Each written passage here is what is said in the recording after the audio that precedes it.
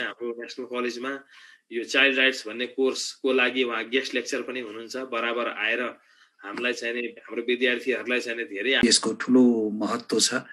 अन्तर्राष्ट्रिय स्तरमा जति पनि बालबालिका सम्बन्धी यो डिक्लरेसन भनौँ न, डिक्लरेसन प्लस यो बालबालिका सम्बन्धी महासन्धि अनुमोदन भएको छ राष्ट्रसङ्घबाट, त्यो 20 नोभेम्बरको दिनलाई अवसरको रूपमा बनाइएको रहेछ। त्यो हिसाबले पनि यो चाहिँ 90s पछाडि एउटा अन्तर्राष्ट्रिय बाल अधिकार दिवसका रूपमा मनाउने प्रचलन रहँदै आएको छ। र यो नेपालको सन्दर्भमा चाहिँ हामी सुरुदेखि नै यो UNCRC को हामी राष्ट्रपक्षका रूपमा रहेका छौँ र यो नेपालको पहिलो बाल अधिकार नै घोषित रूपमा बाल अधिकार भनेर घोषित गरिएको संस्था हैन, त्यसबाट यो निश्चित भएर अगाडि बढिरहेको संस्था सिभिन नेपालको जन्मदिनलाई पनि हामीले 20 नोभेम्बरकै दिनमा मनाउने गरेका छौँ र त्यो संस्थासँग म आबद्ध रहेको छु। त्यो हिसाबले सिभिनको 34औं वार्षिक उत्सव हामी आजको दिनमा मनाइरहेका छौँ र अर्को चाहिँ यो अन्तर्राष्ट्रिय बाल अधिकार दिवस पनि रहेको छ। यो सन्दर्भमा सबैभन्दा पहिले म नेपाली सम्पूर्ण बालबालिकाहरूको सुस्वास्थ्य दीर्घायुको कामना गर्दछु। उनीहरूको अधिकार संरक्षणमा हामी लाग्न सकौँ, यो पनि म कामना गर्न चाहन्छु। एउटा महत्त्वपूर्ण दिनका रूपमा 20 नोभेम्बरको दिन विश्वव्यापी रूपमा रहेको छ र राष्ट्रिय रूपमा जुन संस्थासँग म आबद्ध छु त्यसको एउटा एनिभर्सरी पनि भएको सन्दर्भमा म सबै बालबालिकाहरूलाई शुभकामना दिन चाहन्छु। पहिलो कुरा त यो हो। र त्यसपछि अब जुन अहिले हामीले कुरा गर्यौं राष्ट्रिय सन्दर्भमा हामीसँग नीतिगत रूपमा धेरै कुराहरू भइसकेका छन्। नेपालको बाल अधिकार आन्दोलनलाई हामीले हेर्ने हो भने यो 34 वर्ष नै जान्छ। कट अफ लाइन हामीले कोर्ने हो भने 1987 मा बालबालिकाहरूको अधिकारका निम्ति, बालबालिकाको मानव अधिकारका लागि स्थापित संस्था सिभिन नेपालको स्थापना भएपछि नेपालको बाल अधिकार आन्दोलनले एउटा मूर्त रूप लिएको हो। त्योभन्दा अगाडि बाल अधिकार भनेर त्यस्ता खालका कुराहरू हुने गर्थेनन्।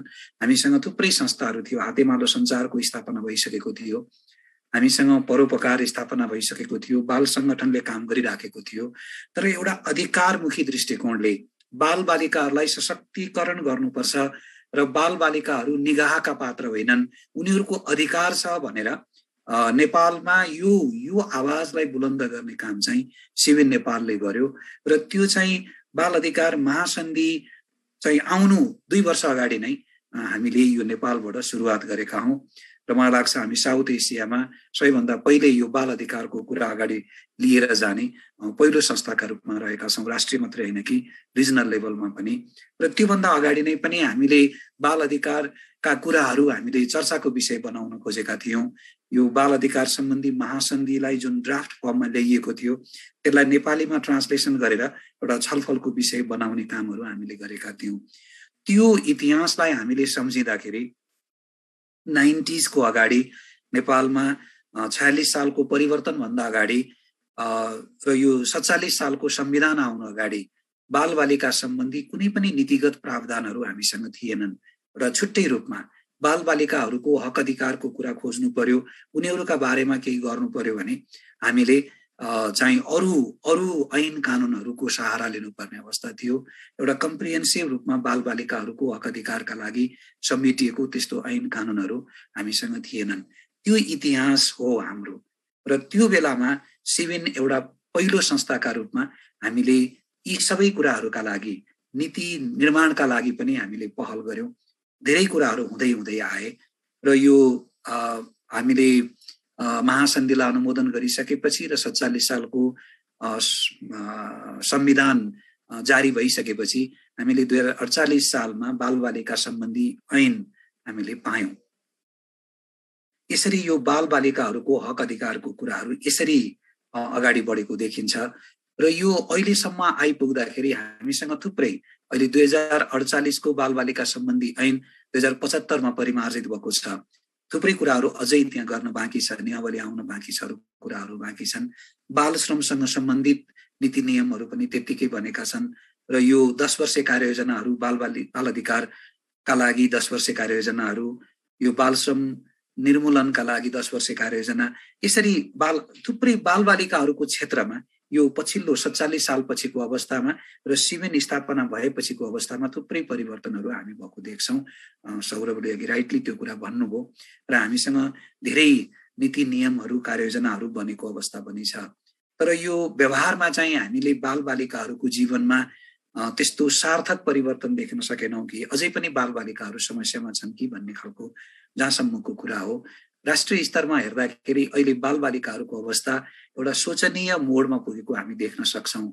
र यो पछिल्लो जुन कोरोना काल सुरु भयो, पछिल्लो 2 वर्ष यतापट्टि हामीले हेऱ्यौँ भने बालबालिकाहरू थप जोखिममा परेको कुराहरू हामी देख्न सक्छौँ। र यो पहिलेदेखि नै थुप्रै समस्याहरू हामीसँग छँदै नै थिए र यो पछिल्लो चरणमा हामीले जुन एउटा इन्टरनेटको चाहिँ पहुँच बालबालिकाहरूसम्म पनि पुग्दै गयो, राम्रो कुरा हो। अनलाइनमा बालबालिकाहरूको पहुँच पुग्नु धेरै राम्रो कुरा हो।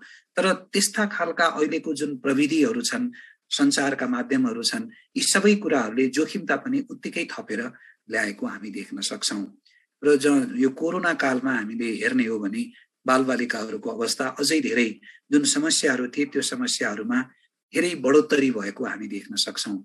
बाल विवाह नेपालको यो 2 वर्ष यतापट्टिको मात्रै समस्या होइन, हामीसँग लामो समयदेखि बाल विवाहको समस्या रहँदै आएको छ। ठुलो सङ्ख्यामा बालबालिकाहरू एउटा सानो उमेरमा बिहा गर्ने त्यो खालको हामी देख्दै आएका छौँ। तर यो कोरोना कालमा चाहिँ एउटा त्यो वाक्यलाई हामीले अलिकति रमाइलो लाग्छ त्यो सुनाउँदाखेरि। वास्तवमा जसले बिहा गर्नुपर्ने हो, बिहा गर्नुपर्ने उमेरकाहरू चाहिँ बिहा गरेनन्, तर यो जो बालबालिकाहरू छन् जसले गर्नुपर्ने थिएन उनीहरू चाहिँ बिहाबारी यो कोरोना कालले रोकेन र उनीहरू धेरै बाल विवाहका घटनाहरू अगाडि आए। र यसमा बाल विवाहहरू चाहिँ उनीहरू आफै एउटा भागी विवाहको रूपमा पनि यो व्यापकता यसले पाएको हामी देख्न सक्छौँ। र यसमा धेरै सङ्ख्यामा बाल विवाह भएको कुराहरू तथ्यहरूले प्रष्ट पारेको छ। सिबिनद्वारा सञ्चालित बाल हेल्पलाइनहरू 10/9/8 को रिपोर्ट र प्रहरीको रिपोर्टहरू हेर्दाखेरि पनि यो समस्याहरू बढेको देखिन्छ। र अर्को कोरोना कालमा हामीले देखेका कुराहरूमा यो बाल श्रमका कुराहरू पनि बढ्दै गएको त्यो तथ्य अझै आउन बाँकी छ। हामीसँग डेटाहरू अगाडि आउन बाँकी छ। होइन भने बाल श्रमको अवस्था पनि चाहिँ यो बढ्ने क्रममा रहेको छ। र यो आईएलओको भर्खरको एउटा रिपोर्ट छ, उहाँहरूको त्यो तथ्याङ्क चाहिँ अलिकति केही वर्ष अगाडिको, 2 वर्ष अगाडिको हो, तर पनि भर्खरै उहाँहरूले त्यसलाई सार्वजनिकरण गर्नुभएको छ। र त्यो रिपोर्टले के भन्छ भने नेपालको यो सन् 2000मा अब जुन सङ्ख्या थियो त्यो निकै घटेको र अहिले 11 लाखको लगभगमा बाल श्रमका क्षेत्रमा बालबालिकाहरू छन् भन्ने देखिएको छ। र यो कोरोना भन्दा अगाडिको तथ्य चाहिँ अहिले सार्वजनिक भएको हो। र यो कोरोना पछिको अवस्थामा हामीले हेर्ने हो भने सबै बालबालिकाहरू विद्यालय फर्कलान् त भन्ने खालको प्रश्न अहिले पनि ज्यूका त्यौं छ। कारण के हुन सक्छ भने थुप्रै मानिसहरू, लाखौंको सङ्ख्यामा मानिसहरू चाहिँ अहिले बेरोजगार हुने अवस्था सिर्जना भएको छ। र यसरी सुविधाविहीन परिवारका बालबालिकाहरू विद्यालय फेरि पनि फर्कन्छन् भन्ने कुरामा त्यसलाई अलिकति केही समय हामीले पर्खनु पर्नेछ, त्यसको तथ्याङ्क आउन बाँकी छ। तर पनि हाम्रो अनुमान के छ भने विशेष गरी बालिकाहरू, किशोरीहरू यसको शिकार बन्न सक्ने र परिवारले आफ्नो खर्चमा कटौती गर्नु पर्यो भने बालिकाहरूको शिक्षामा कटौती गर्न सक्छन् भन्ने खालको हाम्रा त्यस्ता खालका अनुभवहरू छन्। त्यो हिसाबले हेर्दाखेरि चाहिँ थुप्रै बालिकाहरू विशेष गरी विद्यालयमा आउन नआउलान् कि भन्ने त्यो देखिँदैछ। अब भर्खरै विद्यालय खुलेको अवस्था छ, त्यसले गर्दाखेरि चाहिँ अब यसको परिस्थिति कसरी अगाडि आउँछ त्यो हामीले हेर्न बाँकी छ। होइन भने यो समस्याहरू हामी देख्न सक्छौँ ड्रप आउटको र सँगसँगै त्यो सङ्ख्या, ती बालबालिकाहरू जो विद्यालयमा बालबालिकाहरू छैनन्, ती बालबालिकाहरू कुनै न कुनै रूपमा बाल श्रममा हुन सक्छन् र उनीहरू शोषणमा परेका हुन सक्छन् भन्ने कुराहरू हामी त्यसलाई सहजै अनुमान लगाउन सक्छौँ। र यो अब कोरोना लगायत यो चाहिँ विश्व जलवायुमा आएको परिवर्तन र हाम्रो बालबालिकाहरूको अधिकारसँग पनि हामीले घाँसेर हेर्न सक्छौँ। र यसले नेपालमा बालबालिकाहरूलाई के असर गरेको छ भनेर त्यसको अध्ययन अझै हुन बाँकी छ। होइन भने जलवायु परिवर्तनको असर बालबालिकाहरूमा देखिन्छ। समुदायमा पर्ने जति पनि समस्याका कुराहरू छन्, समुदायलाई जे समस्या आइपर्छ, मानव समुदायलाई जे चाहिँ समस्या आउँछन् र त्यसको पहिलो भागीदार चाहिँ हाम्रा बालबालिकाहरू हुन सक्छन् भन्ने नै हो।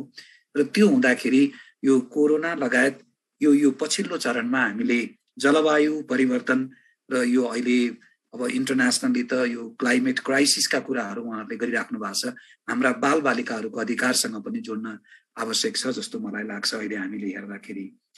र अनलाइन प्रोटेक्सनको कुराहरू पनि एकदमै उजागर भएका छन् र यो अनलाइन प्रोटेक्सनका कुराहरू बालबालिकाहरूको इन्टरनेटको प्रयोगमा जुन एउटा एकैचोटि उनीहरूको पहुँच बढ्यो, धेरै ठुलो सङ्ख्यामा बालबालिकाहरू यो कोरोना कालमा इन्टरनेटको पहुँचमा पुगे उनीहरू र अनलाइन शिक्षा, यो वैकल्पिक शिक्षाको हिसाबले अथवा अन्य हिसाबले पनि अनलाइनमा उनीहरू पुग्दाखेरि त्यसबाट आएका विकृतिहरू, धेरै समस्याहरूमा बालबालिकाहरू परेको देखिन्छ।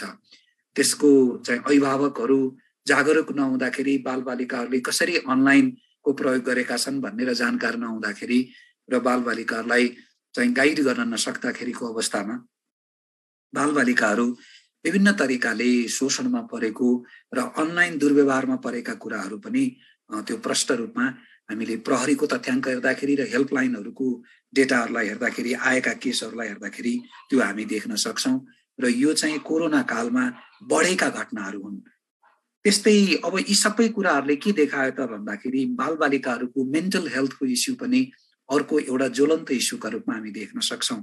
बालबालिकाहरू यसरी लकडाउनको अवस्थामा घरमा बस्नु पर्दाखेरि र उनीहरूलाई जुन समय दिनुपर्ने हो, अभिभावकबाट जुन अभिभावकत्व प्राप्त गर्नुपर्ने हो, त्यो कुराहरूमा काहीँ न काहीँ हामी चुक्यौँ जस्तो हामीलाई लाग्छ। जुन सुविधाविहीन परिवारका बालबालिकाहरू छन् ती त चाहिँ डिप्राइभ्ड नै हुने भए, विभिन्न तरिकाले उनीहरू पछाडि नै पर्ने भए र जुन सुविधा सम्पन्न परिवारका बालबालिकाहरूमा पनि त्यो मेन्टल हेल्थको समस्याहरू चाहिँ हामी देख्न सक्छौँ। उनीहरू एकाङ्की भएर कम्प्युटर मात्रै लाग्ने अथवा अरू हिसाबले पनि जुन इन्टरेक्सन हुनुपर्ने हो, विद्यालयमा गएर साथीहरूसँग खेल्ने कुराहरू, घर वरिपरि आफ्नो समुदायमा हैन छिमेकमा जाने अरू त्यो इन्टरेक्सनका कुराहरू, सामाजिक कामहरूमा उनीहरूको जुन अन्तर्घुलन हो, त्यो खालको अभावमा बालबालिकाहरूलाई एउटा मेन्टल हेल्थको समस्या पनि हामी देख्न सक्छौँ। विशेष गरी किशोर बालबालिकाहरू सबै समग्रमा सबै र यसमा पनि यो किशोरीहरूमा चाहिँ यो खालको समस्याहरू अलिक बढी हो कि भनेर त्यो केही तथ्यहरूले अगाडि ल्याइराखेको छ।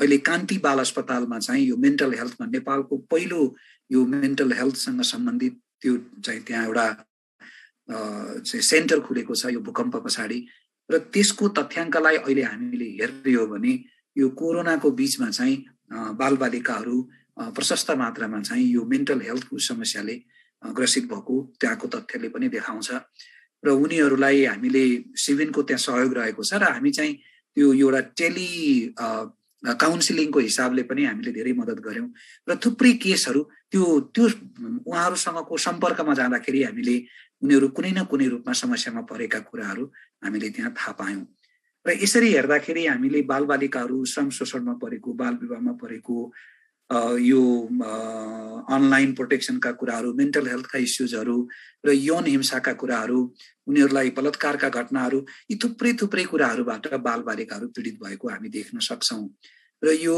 अहिलेको जुन यो अनलाइनसँग जोडिएका कुराहरूलाई हामीले हेर्दाखेरि चाहिँ नेपालका सबै बालबालिकाहरूलाई प्रोटेक्सनको कुनै न कुनै रूपमा जरुरी भएको हामी देख्न सक्छौं।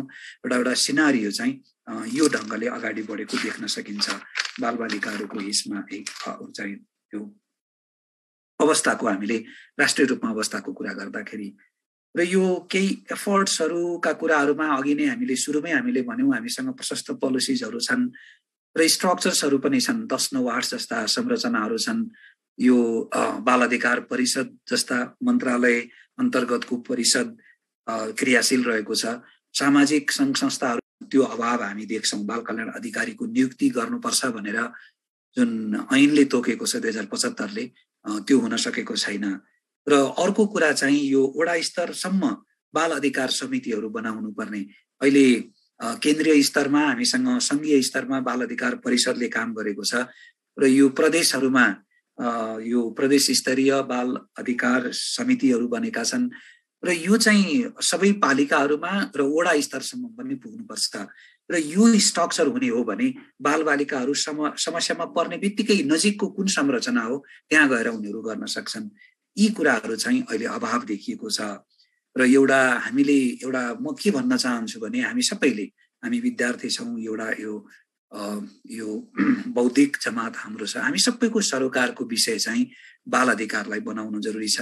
हामीले बालबालिकाहरूको कुरा गर्दै गर्दाखेरि हामी सबैका बालबालिकाहरू घर घरमा छन्।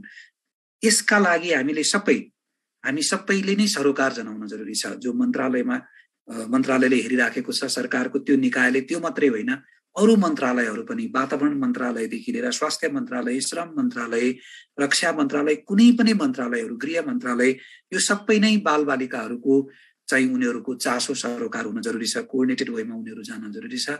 सामाजिक सङ्घ संस्थाहरू अगाडि बढ्न जरुरी छ र हामी सबै मिलेर विद्यार्थी, शैक्षिक प्रतिष्ठानहरू, सञ्चार माध्यमहरू, हामी सबै नै बालबालिकाहरूको हक हितका लागि र त्यो इमर्जिङ इस्युजहरू के हुन् त्यसको चाहिँ एउटा प्रचार प्रसार र त्यसबाट पर्ने प्रभाव र त्यसबाट जोगिन सकिने कुराहरूमा हामीले ध्यान दिनुपर्छ जस्तो मलाई लाग्छ। र एउटा मेरो मेसेज चाहिँ बाल अधिकार हामी सबैको सरोकारको विषय हो र यो बनाउनतिर हामी लाग्नुपर्छ भन्ने मलाई लाग्छ।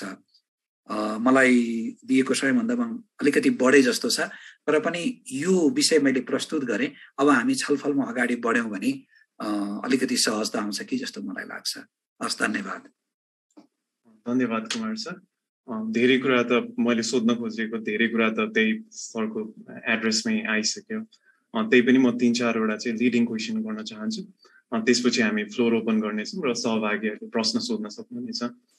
यो सिचुएसनको कुरा गर्दाखेरि यो श्रमको स्थिति पनि कुमार सरले भन्नुभयो। अहिले फर्मल सेक्टरमा चाहिँ त्यति सुनिन्न, तर इन्फर्मल सेक्टरमा चाहिँ अझै पनि शोषण भइरहेछ भनेर यो अज्युम चाहिँ गरिन्छ। हामीले देखेको पनि अझै पनि कति ठाउँमा यताउति जाँदाखेरि डोमेस्टिक हेल्पर राख्ने बालबालिकालाई अझै चलन देखिन्छ। अब ऐनले त 14 वर्षभन्दा मुनिकोलाई कुनै पनि लेबर कामै नगर भनेर तोकेकै छ।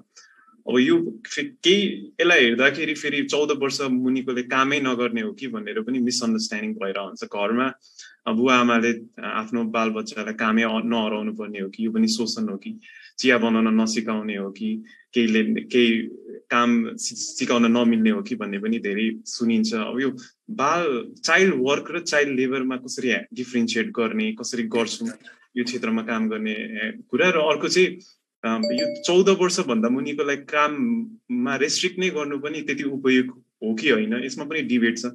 यस सम्बन्धी कुमार सरको के धारणा? हजुर हो, यो श्रमसँग हामीसँग यो अवधारणागत स्पष्टताको एकदमै जरुरी छ। वास्तवमा बालबालिकाहरूको श्रमको शोषण हुनु हुँदैन, तर बालबालिकाहरूले श्रम गर्नुपर्छ। श्रम भनेको सिर्जना हो। श्रमले नै बालबालिकाहरूलाई सामाजिकरण गर्दै लान्छ र एउटा असल मानव बनाउनका लागि हामी अगाडि त्यसले गर्दाखेरि बालबालिकाहरूलाई श्रम गर्न सिकाउनुपर्छ, आत्मनिर्भर हुन सिकाउनुपर्छ भनेको उनीहरूले आफ्नो काम आफै गर्नुपर्छ भन्ने नै हो। त्यसले गर्दाखेरि यो उनीहरूको जुन माया, ममता, स्नेह, बाल अधिकारको लागि अत्यावश्यक कुराहरू, बालबालिकाहरूलाई चाहिने माया, ममता, स्नेह, हैन, यो सहित उनीहरूको खाने, लाउने, बस्ने, एउटा गुणस्तरीय शिक्षा, खेल, मनोरञ्जन, यी सबै कुराहरू छन् नि। त्यो कुराहरूको प्रत्याभूति सहित उनीहरूलाई हामीले जुन काम लगाउँछौँ घर परिवारमा, त्यो घर परिवारको छत्रछायामा बाआमाको माया ममताको बीचमा, यो सबै कुराहरूमा उनीहरूलाई हामीले एकदमै अग्रसर गराउनुपर्छ र उनीहरूलाई काम गर्नका लागि प्रोत्साहन गर्नुपर्छ र श्रमलाई सिर्जनासँग जोडेर हेर्नुपर्छ। श्रमले नै कामले काम सिकाउँछ र योग्य नागरिक बन्नका लागि मद्दत गर्छ। त्यसले गर्दाखेरि यसको एउटा त्यो शोषण चाहिँ हाम्रो लागि त्यो घातक छ। बालबालिकाहरूको शोषण कुनै पनि हिसाबमा शारीरिक मानसिक शोषण पुग्ने खालका कामहरूबाट बालबालिकाहरूलाई जोगाउनुपर्छ र बालबालिकाहरूलाई यो अघि हामीले भनेको एउटा वातावरण तयार छ, माया ममता स्नेह सहितको एउटा खाने लाउने बस्ने र उनीहरूलाई उपयुक्त आराम, यी सबै कुराहरूको व्यवस्थापन सहित हामीले जुन कामहरू सिकाउने गर्छौँ घर परिवारका कामहरू, ती कामहरूमा उनीहरूलाई हामीले प्रवृत्त गराउनुपर्छ, उनीहरूलाई हामीले अग्रसर गराउनुपर्छ। र त्यो कहिले कस्ता खालका कामको प्रकृति अनुसार पनि शोषण हुने चाहिँ स्थिति बन्न सक्छन्। जस्तो बालबालिकाहरूले फुल टिप्नुहुन्छ कि हुँदैन, फुल टिपेर आमा बालाई पूजापाठमा सघाउनुहुन्छ कि हुँदैन, एकदमै हुन्छ। तर त्यही काम चाहिँ उनीहरूले बिहानदेखि बेलुकासम्म फुलै मात्रै टिपिराख्ने गर्नु पर्यो भने त्यो गाह्रो हो। पानी ल्याइ ओसार दिने काम, अलिकति भने पनि थोरै पानी ल्याइदिने काम कति राम्रो कुरा हो। बालबालिकाहरूले सिक्छन्, रमाउँछन् पनि, धारामा सँगै जाने, पानी लिएर आउने, आमा बालाई सहयोग पनि भयो, कति राम्रो। तर उसको काम चाहिँ विद्यालय छोडेर पानी मात्रै ओसार्ने भइराख्यो। यी सबै कुराहरू बेठी कुराहरू हुन्। त्यसले गर्दाखेरि त्यसको यो शोषण भएको छ कि छैन, त्यही काम चाहिँ त्यो एउटा चाहिँ लामो समयको लागि हुने र उनीहरूलाई चाहिँ शारीरिक र मानसिक हिसाबले पनि असर गर्ने खालका कुराहरू भयो भने त्यसलाई पनि हामीले सोच्न जरुरी छ। तर श्रमका कुरामा चाहिँ हामीले जहिले पनि श्रमलाई सम्मान गर्न सिकाउनुपर्छ र श्रमलाई चाहिँ सिर्जनासँग जोडेर हामीले लैजानुपर्छ। तर शोषणमा बाआमाको टाढा रहेर गर्ने कामहरू, अहिले घरेलु बाल श्रमिकको कुराहरू धेरै कम सुनिन्छ, अहिले पनि छ। तर पहिलेको जस्तो हामीले 20 वर्ष अगाडिको हामीले हेर्ने हो, 15 वर्ष अगाडिको हामीले हेर्ने हो भने घरमा बालबालिकाहरू राख्नु भनेको त्यो एउटा आफूलाई प्राइड गर्ने, गौरव गर्ने कुरा हुन सक्थ्यो। तर अहिले लज्जाको विषय छ, त्यो सम्भव छैन। अहिले मान्छेहरूले एकदम प्राइडली मेरो घरमा यति 10 वर्षकी बालिका छन्, बालक छन्, यस्तो भन्न सक्दैनन्। मुद्दा चल्छ, अरू थुप्रै हिसाबले पनि त्यहाँ हुन्छन् र उनीहरू डराएर लुकेर त्यस्तो राखेको, तर पनि अहिले पनि त्यो विद्यमान छ।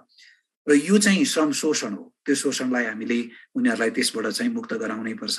यातायातका क्षेत्रमा बालबालिकाहरू, इन्फर्मल सेक्टरमा अहिले पनि बालबालिकाहरू छन्।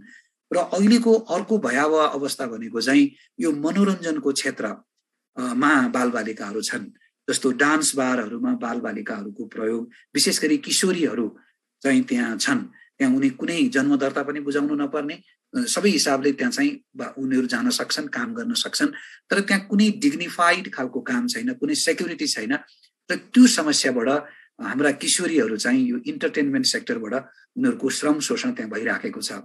तर त्यहाँ डिग्निफाइड वेमा उनीहरूको संरक्षण हुने हो, उनीहरूको सुरक्षित हुने हो, उनीहरूको श्रम शोषण नहुने हो भने डान्स बारमा गएर डान्स गर्नु त्यो नराम्रो कुरो होइन। तर त्यहाँबाट अहिले जुन विकृति हामीले त्यहाँ देखेका छौँ त्यो धेरै ठुलो समस्याको कुरा हो। र यो अहिले पछिल्लो 2 वर्षको लकडाउनको बीचमा त्यो डान्स बारहरूमा त्यस्तो इन्टरटेनमेन्ट सेक्टर्समा चाहिँ आश्रित त्यस्ता किशोरीहरू र महिलाहरू भनौँ ठुलो सङ्ख्यामा, अहिले त्यो रेकर्ड हामीले सुन्न पाएका छैनौँ, ठुलो सङ्ख्यामा किशोरीहरूले आत्महत्या गरेको कुराहरू चाहिँ आइराखेको छ। 300+ 2 वर्षको बीचमा चाहिँ किशोरीहरूले त्यहाँ इन्टरटेनमेन्ट सेक्टरमा काम गर्नेहरूले, उनीहरू गरिब परिवारका छन्, अब यहाँ आएर काम गरे, त्यहाँबाट आउँदाखेरि त्यहाँ कुनै त्यस्तो खालको रेगुलेसन छैन। अब चाहिँ ग्राहकसँग डान्स गर्ने, के गर्ने र अरू तरिकाले पनि उनीहरू चाहिँ त्यहाँबाट शोषित हुने अवस्था र उनीहरू केही न केही त्यस्तो कुलतमा लाग्ने सक्ने सम्भावनाहरू, यी सबै कुराहरूले र यो लकडाउनको बीचमा उनीहरूले जुन खालको चाहिँ अभाव सामना गर्नु पर्यो, मानसिक तनावहरू सामना गर्नु पर्यो, यसरी उनीहरू आत्महत्या गरेको अवस्थाहरू छन्। त्यसो हुनाले हामीले यो काम गर्ने बालबालिकाहरूले काम गर्ने कुराहरू र शोषणमा पर्ने कुराहरू, यसमा यो डिमार्केसन गर्न जरुरी छ। र बालबालिकाहरूलाई श्रमप्रति चाहिँ जहिले पनि सम्मानको भाव र यो सिर्जनासँग चाहिँ जोडेर हामीले हेराउन जरुरी छ। र त्यसले शोषण भयो कि भएन चाहिँ एउटा डिमार्केसन लाइन हो जस्तो मलाई लाग्छ। धन्यवाद कुमार सर। अर्को पनि यो देखिन्छ, पहिला चाहिँ धेरै नै देखिन्थ्यो हामीले बालबालिकालाई कर्पोरल पनिसमेन्ट, टिचरले पिट्ने कुरा, घरमा पनि पिट्ने कुरा, तर आजकल धेरै सुनिन्न। पहिला चाहिँ धेरै नै इन्जोर्ड नै भएको धेरै घटनाहरू, केसेसहरू आउँथ्यो प्रेसमा, आजकल आउँदैन। यो चेन्जेसहरू भइरहेको पनि देखिन्छ। यसको पनि केही स्टेटस के छ? अर्को चाहिँ सरकारले नै यो पनिसमेन्टको कुराहरू यो एक्जिस्ट गर्छ।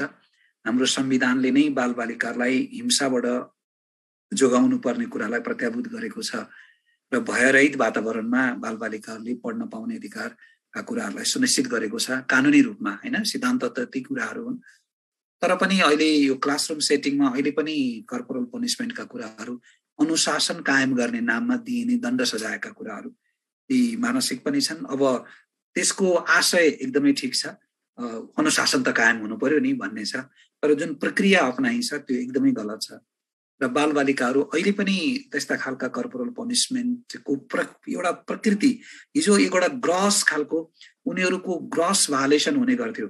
बालबालिकाहरूको अधिकार एकदमै राखेर पिट्ने कस्तो पहिलेका कुराहरू हामी सुन्छौँ, हाम्रो पुस्ताले भोगेका कुराहरू, पछिल्लो पुस्ताका भाइ बहिनीहरूले पनि भोगेका कुराहरू हामीले हेऱ्यौँ भने त्यो लेभलकोबाट केही चेन्जहरू आएको छ।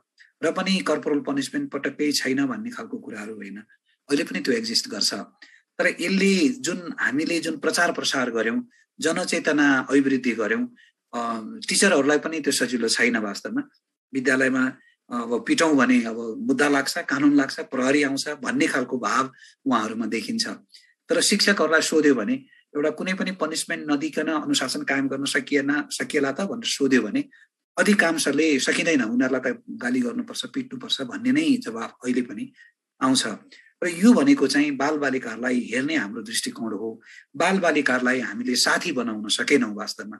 बालबालिकाहरूलाई यो पावर रिलेसनको कुरा पनि हो, गाली गरेर काम लगाउन एकदमै सजिलो छ, तिमी गर नगरिकन हुन्छ भन्ने गरी हामी आफूलाई माथि सुपिरियर ठानेर गराउनलाई त्यो सजिलो छ। तर बालबालिकाहरूकै लेभलमा झरेर उनीहरूको कुरा सुनेर उनीहरूको भावना बुझेर उनीहरूलाई भित्रैदेखि परिवर्तन गरेर गर्नका लागि समय चाहिन्छ, धैर्यता चाहिन्छ। त्यो खालको चाहिँ हामी अभिभावकहरूसँग, शिक्षकहरूसँग त्यो खालको सिपहरू हामीसँग त्यो आवश्यक पर्छ। र यो चाहिँ यो लार्जर चाहिँ स्पेक्ट्रममा हामीले हेऱ्यौँ भने पावर रिलेसनको कुरा हो। हामी अभिभावक ठुला मान्छे र बालबालिकाहरूको पावर रिलेसन कस्तो छ, जहिले पनि एकदमै असमान खालको छ। बालबालिकाहरूलाई अलिक पर पार्ने, बालबालिकाहरूलाई हेप्ने, बालबालिकाहरूलाई खिस्ट्याउने, बालबालिकाहरूलाई डोमिनेट गर्ने नै एउटा यो परम्परागत जुन सोच चिन्तन छ, त्यो कारणले पनि हामीले पनिसमेन्टलाई हटाउन सकेका छैनौँ।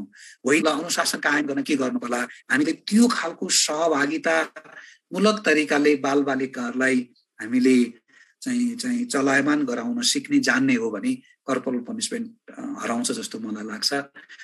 तर यसको लागि अझै पनि हामीले जनचेतना अभिवृद्धि गर्न एकदमै जरुरी छ। पनिसमेन्टको हकमा होइन भने विद्यालयका अरू हिंसाका कुराहरू, त्यहाँ हुने बुलिङका कुराहरू, त्यसले यति धेरै ठुलो मानसिक असर गर्छ बालबालिकाहरूलाई, त्यो पनि अहिले पनि एक्जिस्ट गर्छ। ती कुराहरूमा पनि ध्यान दिन जरुरी छ। नीतिगत रूपमा पनि जनचेतना जगाउने कुराले पनि र अरू थुप्रै हिसाबले पनि बालबालिकालाई सचेत गराउने कुराको हिसाबले पनि हामीले त्यो ध्यान दिन जरुरीमा चाहिँ सरकारले अहिले सडकमा बस्नुपर्ने अवस्था चाहिँ हामी कायम हुन दिँदैनौँ भनेर जुन सरकारको अभियान छ त्यो राम्रो हो, स्वागतयोग्य कुराहरू हो। र यहाँ पनि प्रक्रियाकै कुरा छ। त्यो आशय ठिक हुँदै पनि बालबालिकाहरूलाई जुन ढङ्गले सडकबाट विस्थापन गर्नका लागि प्रयास गरियो त्यसमा हाम्रो विमति छ। हामी त्यसलाई चाहिँ हामी त्यसलाई समर्थन गर्न सक्दैनौँ।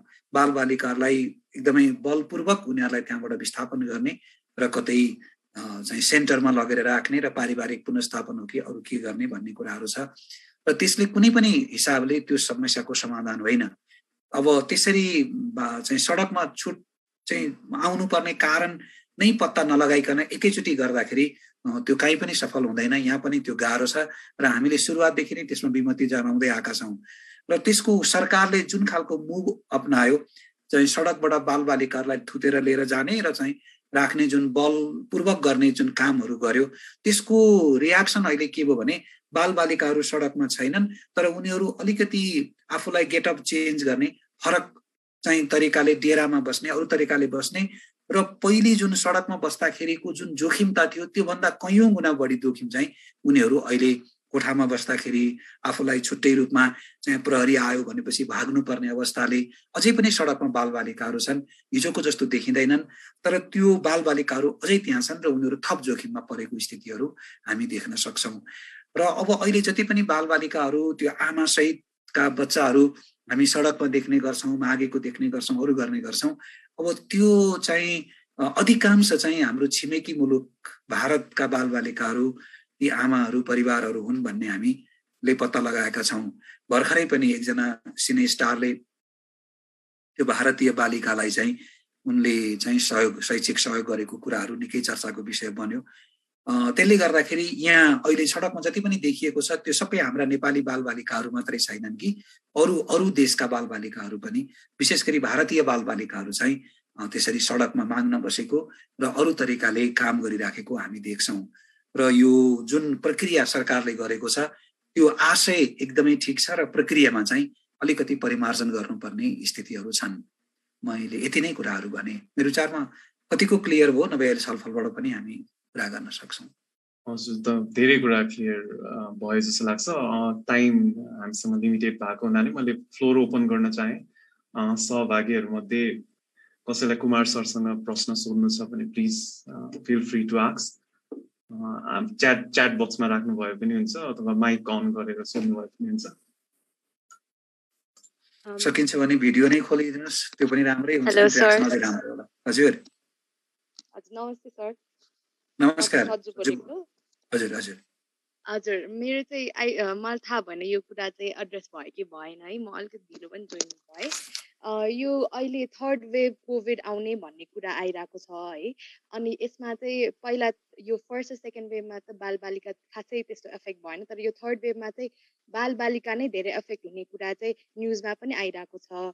सो यसमा चाहिँ अब के गर्न सकिन्छ, तपाईँहरूले के काम गरिराख्नु भएको छ कि छैन, किनभने अहिले भ्याक्सिन पनि खासै यङ चिल्ड्रेनहरूलाई पनि आएको छैन, अनि अहिले झन् स्कुल्सहरू पनि रिओपन भइरहेछ, बच्चाहरू स्कुल पनि जान थालेको छ होइन। अब यस्तो सिचुएसनमा चाहिँ हामीले कसरी चाहिँ बालबालिकालाई चाहिँ संरक्षण गर्न सक्छौँ भन्ने कुरा चाहिँ अलिकति भनिदिनु भयो भने चाहिँ। एकदमै समसामयिक सजु बहिनीले कुरा उठाउनु भएको छ।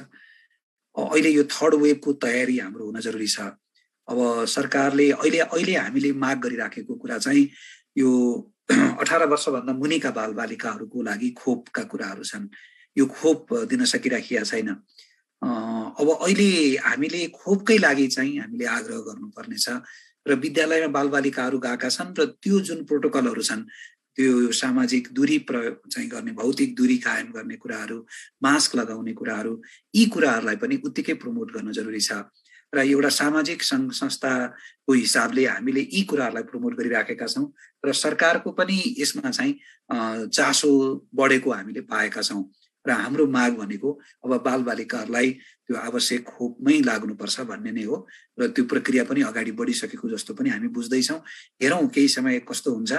र यो छिमेकी देश, अघि उज्जवल सरसँग पनि हाम्रो कुरा भइराखेको थियो, भारतमा के परिस्थिति हुन्छ त्यसले पनि हामीलाई डिटरमाइन गर्ने भएको हुनाले भारतमा अहिले पनि केही हदसम्म कन्ट्रोलको अवस्थामा हामी देख्दैछौँ। बालबालिकाहरू जुन दशैं र तिहारपछि जुन अवस्था आउला भनेर हामीले अनुमान गरेका थियौँ, त्यो अनुसारको समस्याहरू हामीले भोग्नु परेको छैन र यो चाहिँ हामीले पाएको खोपको कारणले पनि हुन सक्छ। त्यसले गर्दा बालबालिकाहरूको हकमा हामी लेट्स होप त्यस्तो केही नहोला र यो थर्ड वेभ आयो भने त बालबालिकाहरूमा नै अट्याक गर्ने भएको हुनाले यो चासो चाहिँ हुन जरुरी छ। भौतिक दूरी प्लस अनि यो खोपका कुराहरूलाई हामीले अगाडि बढाउनुपर्छ। हामी सबैले त्यसमा चाहिँ चासो दिनुपर्छ जस्तो मलाई लाग्छ। थ्याङ्क यू सजुजी। अरू हामी कसैको प्रश्न भए राखौँ।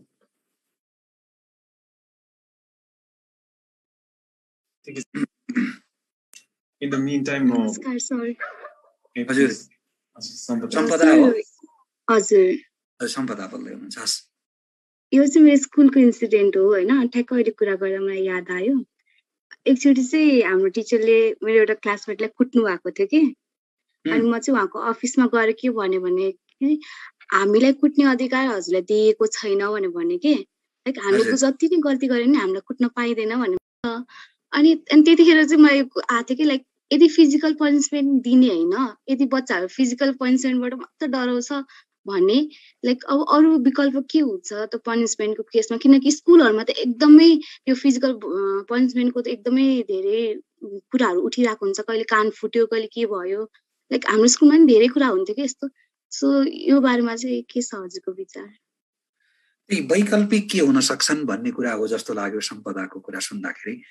वास्तवमा यो हाम्रो मनोविज्ञान नै त्यो छ, हामीले बालबालिकालाई नपिटिकन तह लाउन सकिँदैन भनेर। र यसरी क्लासमा अब म आफै पनि अब यो स्कुलदेखिकै मेरो पढाएको अनुभव छ। र विद्यार्थीहरूलाई सोध्यो भने पनि पिट्नुपर्छ भनेर बालबालिकाहरू स्वयंले पनि भन्छन्। र त्यो चाहिँ हाम्रो समाजमा रहेको भनौँ न परम्परादेखि रहँदै आएको चाहिँ जुन धारणा हो त्यसको रिफ्लेक्सन हो बालबालिकाहरूले भन्ने कुराहरू पनि। र बालबालिकाहरूलाई नपिटिकन शारीरिक चाहिँ त्यसरी दण्ड सजाय नगरिकन मानसिक दण्ड सजाय भनेको एकदमै बालबालिकाहरूलाई यो शारीरिक मात्रै हुँदैन, मानसिक पनि हुन्छ। उनीहरूले टिचरले ठुलो स्वरले बोलिदिने त्यसले मानसिक असर के गर्छ, कसै एकदमै त्यसरी हेरिदिने होइन, त्यो एकदमै त्यो उसलाई चाहिँ गाह्रो हुने गरी हेरिदिने, यी थुप्रै कुराहरूले पनि त्यो चाहिँ एउटा अनुशासनका लागि हो र त्यसले चाहिँ उनीहरूमा त्यसले प्रभाव पार्छ। यो स्थिति छ। हाम्रो यो परम्परागत जुन सोच हो त्यसलाई परिवर्तन गर्न जरुरी छ। र अघि मैले भने यो बालबालिकाहरूसँगको पावर रिलेसनको कुरा हो। हामी पोसेस गर्छौँ कि हाम्रा केटाकेटीलाई मैले जे गर्दा पनि हुन्छ र यसलाई नपिटिकन हुँदैन भनेर, र उनीहरूलाई साथीका रूपमा र उनीहरूलाई अधिकारका धारकका रूपमा, अधिकार होल्डर्सका रूपमा चाहिँ हामीले सम्मान गर्न जान्ने हो भने हामी उनीहरूको कुरा सुन्न सुरु गर्छौँ। सम्पदाको क्लासमा चाहिँ यसरी होमवर्क नगर्ने हो, यसरी चाहिँ झैझगडा गर्ने हो, क्लासमा हल्लाखल्ला गर्ने हो। र अनुशासन भनेका यी हुन् प्यारामिटर्सहरू। र यो चाहिँ भायोलेट हुन्छ भने हामी त्यो बेलामा के गरौँ भनेर त्यो क्लासमा सोध्ने काम टिचरले त कहिल्यै गर्नु भएन। त्यसरी एउटा सहजीकरण गर्ने, टिचरले एउटा टिचिङ भन्दा पनि सहजीकरण गर्ने, विद्यार्थीहरूसँग पनि ज्ञान सिप छ र उनीहरूको पनि आफ्नो धारणा छ भन्ने गरी हामीले त्यहाँ प्रस्तुत हुन चाहिँ जान्यौँ। चाहिँ ठुला मान्छेहरूले गर्न सके भने, टिचरहरूले गर्न सक्नुभयो भने विद्यार्थीहरूबाटै सल्युसन आउन सक्छ। र त्योदेखि बाहेक एउटा क्रिएटिभ तरिकाले पनि उनीहरूलाई पनिस गर्न सकिन्छ। त्यो पनिस भन्ने शब्द पनि नमिल्ला। अब यस्तो भएमा उनीहरूसँगै बसेर हामीले एउटा नियम बनायौँ र यस्तो गर्दाखेरि यस्तो गर्ने, क्रिएटिभ काम के गर्ने, फुलबारी गर्ने, र 2 दिन चाहिँ फुलबारी गर्ने, यसलाई सफा गर्ने, यसलाई राम्रो बनाउने, लाइब्रेरी गएर यसरी बसेर पढ्ने, र चाहिँ त्यो यस्तो चाहिँ भायोलेट गर्ने मान्छेले एउटा नयाँ कुरा, मैले अहिले दिमागमा जे कुराहरू आएको छ मैले भन्दै गरेको कुराहरू, यसरी सृजनशील त्यस्ता खालका चाहिँ उपायहरू अपनाउन सकिन्छ। र त्यसले चाहिँ वैकल्पिक चाहिँ एउटा पनिसमेन्टको वैकल्पिक धारलाई समाउन सक्छ। र यसमा शर्त के हो भने जो टिचर हुनुहुन्छ, जो ठुलो मान्छे हुनुहुन्छ, उहाँले बालबालिकाहरूलाई अधिकारका धारकका रूपमा, अहिलेका नागरिकका रूपमा, आफू सरहको मान्छेका रूपमा चाहिँ उसलाई स्वीकार गर्नुपर्छ र उनको तहसम्म गएर कुरा गर्न सक्ने क्षमता आफूमा विकास गर्नुपर्छ। त्यो धैर्यता चाहिन्छ, त्यो उदारता चाहिन्छ। त्यो भयो भने रियल सेन्समा बालबालिकाहरूमा परिवर्तन आउँछ र त्यसले चेन्ज ल्याउँछ। र थुप्रै उदाहरणहरू छन् जस्तो मलाई लाग्छ। र त्यो अनुभव गर्न पाइयो। त्यस्तो टिचरहरू हुनुहुन्थ्यो, त्यस्तो उदार प्रकृतिको, कसैको त्यस्तो अनुभव छ भने मलाई सुनाउनुहोस् न। बालबालिकाहरूसँगै तपाईँहरू बालबालिकाहरू स्कुलमा पढ्दाखेरि यसरी सल्लाह नै गरेर हामीले हाम्रो कक्षा कोठालाई चाहिँ कसरी व्यवस्थित गराउने, हाम्रो शिक्षा पढाइलाई कसरी राम्रो बनाउने भनेर सल्लाह गरेको, क्लास 5, 6, 7, 8 सानो क्लास, त्यस्तो कसैको अनुभव छ? त्यस्तो थियो भने त्यो टिचर चाहिँ तपाईँहरूको लागि सेलिब्रिटी नै हो। उहाँले त्यो ढङ्गले अगाडि लैजानुभयो र एक झापु पनि नपिटिकन पढाउनु भयो। त्यस्ता खालका टिचरहरू पनि थुप्रै हुनुहुन्छ। त्यस्तो उदाहरण छन् भने तपाईँहरूले त्यो ल्याउनुहोस् र यो वैकल्पिक तरिकाले जान सकिन्छ। मैले अघि भने शर्त चाहिँ एउटा धैर्यता चाहियो र बालबालिकाहरूको चाहिँ सरह भएर उनीहरूसँग चाहिँ हामी घुलमिल गरेर सहजीकरण गर्नु पर्यो। मलाई यो लाग्छ सम्पदा। तपाईँको आन्सर मैले कतिको गर्न सकेँ? Thank you sir. हजुर, हामीले एलोकेट गरेको टाइम चाहिँ हामीले क्रस गरिसक्यौँ, तर अझै पनि 10 मिनट चाहिँ एक्स्ट्रा हामी लिन सक्छौँ भन्नुभएको छ। अरू केही प्रश्न भए अगाडि राखौँ।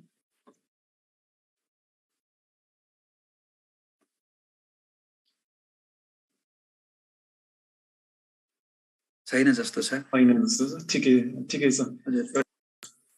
एउटा लास्ट क्वेसन म कुमार सर, उज्जवल सरबाटै पनि त्यस्तो केही छन् भने त्यो राम्रो होला सर, केही रिमार्क्सहरू। हजुर, मेरो खासै त्यस्तो छैन सर। मैले एन्टिसिपेट गरेको क्वेसनहरू प्राय आइसकेको छ विद्यार्थीहरू, त्यो डिस्कस पनि भइसक्यो। हाम्रो सौरभ सरले पनि सोधिहाल्नुभयो। ठिक छ सर, मलाई थ्याङ्क यू सर। हजुर, एउटा धेरैलाई इन्ट्रेस्टको विषय पनि छ, धेरै डिबेट्सहरूमा पनि आउँछ, धेरैलाई क्युरियोसिटी पनि लाग्न सक्छ। यो उमेर थ्रेसहोल्डको क्वेसन के, जस्तै हाम्रो अलि पहिला 16 वर्षभन्दा मुनतिरलाई बालबालिका मान्थ्यौँ, अहिले 18 वर्षभन्दा मुनिलाई राख्यौँ अनि यसको एकदम रियल वर्ल्डमा चाहिँ ठुलो कन्सिक्वेन्सेसहरू देखा परेको छ। जस्तै अलि पहिले 17 वर्षको युवाले क्राइम गरेको रेप केस अथवा मर्डर केस हो भने एडल्ट्सहरू ट्रिट गरिन्थ्यो हैन, त्यही अनुसार क्रिमिनल अहिले सेम मान्छेले अलि ढिलो यो अहिले 18 भन्दा पनि बालबालिका भनिसकेको हुनाले अब अहिले चाहिँ त्यही मान्छेले त्यही उमेरको मान्छेले क्राइम गर्यो भने अलिकति क्रिमिनल लायबिलिटी कम हुन्छ सिन्स अब चिल्ड्रेन कन्सिडर गरिन्छ हैन। त्यस्तै कति यो देशहरूमा मिनिमम अल्कोहल इन्टेक गर्ने उमेर छुट्याएको हुन्छ, त्योभन्दा मुनिको बालबालिकाले अल्कोहल युज गर्न पाउँदैन। नेपालमा त्यो हामीले त्यो अल्कोहल पोलिसी त लिएर आयौँ, सर्टेन उमेर छुट्यायौँ, तर के आधारमा छुट्यायौँ त्यो क्लियर छैन। त्यस्तै अर्को चाहिँ हाम्रो यो विवाहको पनि पहिला 18 वर्ष क्रस भएपछि विवाह गर्न मिल्ने भन्ने थियो पारिवारिक सहमतिमा, 20 चाहिँ आफैले गर्दाखेरि थियो। अहिले चाहिँ उमेर हद 20 राखिएको छ अनि 18 वर्षभन्दा मुनि चिल्ड्रेन भने पनि हामीले उमेर हद चाहिँ विवाहको 20 राखेका छौँ। यो ठ्याक्कै यो थ्रेसहोल्ड छेट्याउने रेसनालिटी के हो र यसको रियल वर्ल्ड कन्सिक्वेन्सेस धेरै देखिन्छ। जस्तै इन्डियामा पनि यो धेरै फेमस रेप केस भयो, दिल्ली रेप केस, त्यसमा एकजना अभियुक्त चाहिँ अफेन्डर चाहिँ नाबालक हुनुहुन्थ्यो। अब त्यो कारणले गर्दा क्यापिटल पनिसमेन्ट दिन सकिएन अनि यसको कन्सिक्वेन्सेस चाहिँ डरलाग्दै देखिन्छ। तर हामीले के आधारमा चाहिँ यसलाई चेन्ज गर्यौँ र यो पोजिटिभ नै हो कि नेगेटिभ हो कि यसलाई प्रश्न पारिदिनुहुन्छ कि यो लास्ट क्वेसन। हस्, थ्याङ्क यू। यो उमेर यो अलिकति नेपालको सन्दर्भमा थोरै अध्ययन पुगेन कि भन्ने मलाई लाग्छ। अहिले बालबालिकाहरूको हकमा हामीले 16 लाई 18 गरायौँ, यो इन्टरनेसनल प्र्याक्टिस चाहिँ 18 नै हो। त्यो हिसाबले पनि यसरी कुराहरू आयो जस्तो मलाई लाग्छ। अब मेरो छुट्टै विमति पनि हुन सक्छ, 16 नै ठिक थियो भने जस्तो, र यसले ल्याउने कन्सिक्वेन्सेसहरू ती खालका कुराहरू छन्। र विवाहको कुरामा पनि अहिले यो अर्ली म्यारिज र यो बाल विवाहका कुराहरू यो 20 वर्ष गराउने बित्तिकै यो संख्या एकदमै बढेर गएको छ र यो जुन किशोर किशोरीको अवस्थामा हो जुन आकर्षण हुने गर्छ अब त्यसलाई हामी रोक्नु पनि सक्दैनौँ र यसले थुप्रै जटिलताहरू ल्याएको छ। 20 वर्षभन्दा अगाडि विवाह गरेर बालबालिकाहरू बच्चा जन्मिसकेको अवस्थामा अब उनीहरूको जन्मदर्तादेखि लिएर भोलि नागरिकताका कुराहरू यी थुप्रै अहिले डिबेटको विषयहरू भएका छन् र यो उमेरको कारणले थुप्रै समस्याहरू जटिलताहरू यहाँ आएको देखिन्छ। र यो विवाहको हकमा अब यो उमेर चाहिँ अब एउटा म्याच्योरिटीको हिसाबले 20 वर्ष राख्नु ठिकै पनि हो र त्योभन्दा अगाडि आएका समस्याहरूलाई चाहिँ कसरी समाधान गर्ने भन्ने कुराहरूमा अझै छलफल चाहिँ चलिराखेका छन् र त्यसमा ध्यान दिन जरुरी छ जस्तो मलाई लाग्छ। र यो अहिले जुन यो हामीले अनलाइन दुर्व्यवहारका कुराहरू गर्यौं यो अधिकांश पियरमा हो, यो पियरमा हो। उमेर 15 वर्षको छ, बालिका 15 वर्षकी छिन्, बालक 15 वर्षको छ र उनीहरूको बीचमा यो भएको छ र यो धेरै ठुलो चाहिँ एउटा कानुनी जटिलताहरू पनि देखिएका छन्। हामीले साइबर ब्युरोका चाहिँ प्रहरीहरूसँग उच्च पदस्थ प्रहरीहरूसँग पनि अन्तर्क्रिया गर्यौं, यी थुप्रै कुराहरू गर्यौं। यी थुप्रै अहिले साइबर क्राइममा चाहिँ नेपाली बालबालिकाहरू यहाँ बसेर चाहिँ विदेशमा पनि अपराध गरिदिने खालका कुराहरू त्यस्तो खालको सम्मको चाहिँ कुराहरू छन् भनेर प्रहरीले बताइराख्नु भएको। एकदमै यो हाइली टेक्निकल कुरा हो, हामी त्यति बुझ्दैनौँ। साइबर ब्युरोको एउटा प्रहरीले के सुनाइराख्नु भएको थियो भने यस हिसाबले हामीले छलफल गर्यौं केही महिना अगाडि। यो अहिले हेल्पलाइनमा हामी 10 वाट बाल हेल्पलाइन छ, यो सबै प्रदेशहरूमा चलाउने गर्छौं र त्यहाँ आउने मुद्दाहरूमा जटिल मुद्दाहरू चाहिँ यो अनलाइन प्रोटेक्सनसँग जोडिएका कुराहरू पनि छन् र त्यसको कानुनी प्रक्रियाहरू एकदमै जटिलतामा गएको हामी देख्छौं र त्यसको यो अब जो पीडक हो त्यो पनि बालबालिका र जो पीडित हो त्यो पनि बालबालिका, यो अवस्था चाहिँ अहिले एकदमै देखिएको छ। र त्यो प्रहरीले के अनुभव सुनाउनु भएको थियो भने त्यो बच्चाले यति धेरै आफूलाई प्रोटेक्टेड महसुस गर्दो रहेछ, यहाँ कसैले पत्तै लाउन सक्दैन म यो चाहिँ भूगोल यो धरतीको कुन पार्टमा बसेर यो काम गर्दैछु भन्ने खालको। त्यो प्रहरीहरू चाहिँ उसको कोठामा पुग्दाखेरि त्यो बच्चाको पहिलो प्रश्न नै तपाईहरु कसरी भनेर उसको एकदमै सरप्राइजिङ खालको चाहिँ रिमार्क्स थियो अरे। उसले आफूलाई त्यसरी प्रोटेक्टेड महसुस गर्थ्यो भनेपछि यो साइबरमा उनीहरूको जुन चाहिँ पहुँच छ त्यो चाहिँ अब यो अरु देशमा यहाँ रहेर अन्यत्र पनि त्यसलाई चाहिँ उनीहरूले दुरुपयोग गरेका कुराहरू पनि आएका छन् र यसै बालबालिकाहरू हुन्। र यसमा चाहिँ यो साइबर चाहिँ मुद्दाहरूलाई अगाडि लैजानका लागि थुप्रै जटिलताहरू हामी देख्न सक्छौँ। र यो सबै उमेरमा जुन चाहिँ यो लगाइयो, यो उमेरदेखि यो त्यस्तो हामीसँग त्यो एकै खालको छैन। त्यो हेल्थमा हेऱ्यो भने बालबालिकाको परिभाषा फरक छ, खोप लगाउने उमेरदेखि लिएर अरू कुराहरू यसै फरक छन्। र अहिले हामीले ग्रसमा जति एउटा चाहिँ समग्रमा हेर्दाखेरि त्यही 16, 18 र 20 का कुराहरू चाहिँ देखिएको छ र यसले जटिलता नै ल्याएको छ र यो डिस्कसन पनि उत्तिकै भइराखेको छ। हेरौँ अब एउटा समाधानको बाटोमा हामी जान सक्छौँ। तर अपराध कर्ममा पनि बालबालिकाहरू उत्तिकै लागेका छन् भन्ने कुरालाई चाहिँ हामीले बिर्सन मिल्दैन। र उनीहरूका लागि अहिले जेल होइन सुधार गृह भनिएको छ र सुधार गृह पनि पर्याप्त छैनन् र त्यहाँ दिइने जुन सुविधा हो, सुधारका लागि जुन प्यारामिटर्सहरू हुन्, एउटा न्यूनतम मापदण्ड हो, त्यो पनि पुरा नभइराखेका कुराहरू पनि बाहिर आइराखेका छन्। त्यसले गर्दाखेरि त्यो अपराध कर्ममा लाग्ने बालबालिका आफै लागेका होइनन्, यो वातावरणले बनाएको हो। बालबालिका स्वयंमा अपराधी हुनै सक्दैन र यसलाई चाहिँ उनीहरूले गरेका अपराधलाई चाहिँ हामी भनौँ न त्यो कानुनले पनि धेरै हदसम्म छुट दिएको अवस्थाहरू 12 वर्षभन्दा अगाडिका बालबालिकाले गरेकालाई पटक नमान्ने कुराहरू छन् हैन। त्यसको उनीहरूको भावी जीवनमा कुनै त्यस्तो फरक नपर्ने कुराहरू छन्। त्यसले गर्दाखेरि बालबालिकाहरू सबै मानवमा नै एउटा सुधारको गुन्जाइस हुन्छ। बालबालिकाहरूमा पनि त्यो प्रवृत्ति पनि हामी देख्छौँ। उनीहरू भिक्टिम मात्रै होइनन् कि त्यो भिक्टिमाइजरको हिसाबले पनि र उनीहरू कल्प्रिटको हिसाबले पनि पीडकको हिसाबले पनि बालबालिकाहरू रहेका छन्। र यो उमेरका कुराहरूले समस्या ल्याएको छ, बाल विवाहका कुराहरूले पनि समस्या ल्याएको छ। र यो डिबेट चाहिँ हामीले कक्षा कोठामा पनि चलाउन जरुरी छ।